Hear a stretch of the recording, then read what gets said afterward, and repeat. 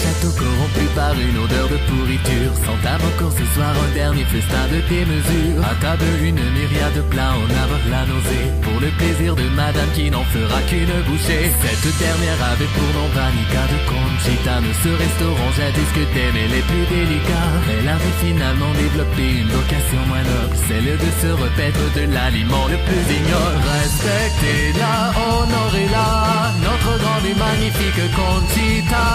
Toute chair de ce monde est destinée à son appétence immonde. J'en veux encore, je veux manger jusqu'à m'étouffer. Il y a toujours une place en plus dans mon estomac. Si ce poison est mortel, je le dégusterai. Il sera parfait pour assaisonner les principaux plats. Manger toutes les viandes et leurs sauces jusqu'à la moelle. Si je ne suis point repu, je croquerai dans la vaisselle. Une véritable jouissance pour le palais. Dire qu'il reste encore plusieurs services à ce banquet.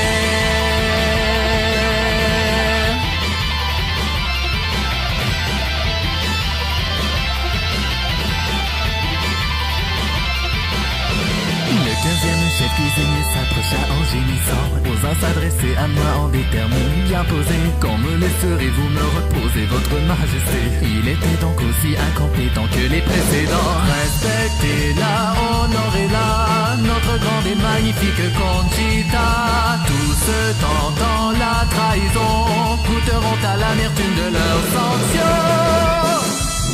J'en veux encore, je veux manger jusqu'à me gaver. Aujourd'hui au menu est servi une rare estouffade. Les cheveux de ce chef lisse d'une pâleur bleutée, ils agrémentent très bien les hors d'œuvre et la salade. Des denrées chères et viscères, même jusqu'au relief. Si je ne suis point repu, j'en ferai préparer de recherche. Si un homme vient par ici, mon adorable valet, je me demande quel goût tu aurais servi en filet.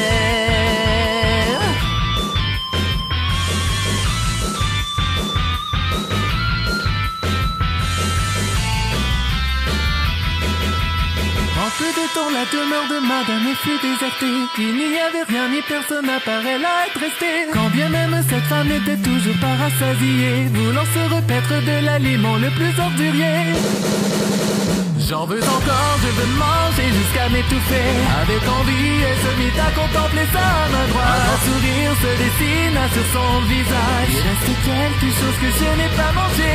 Le plus ignoble des plats dont rêvait Conchita. Il s'agissait bel et bien, il s'agissait d'elle-même. Consommant le corps ayant tout déjà dévoré, elle emporta avec elle la saveur de son péché.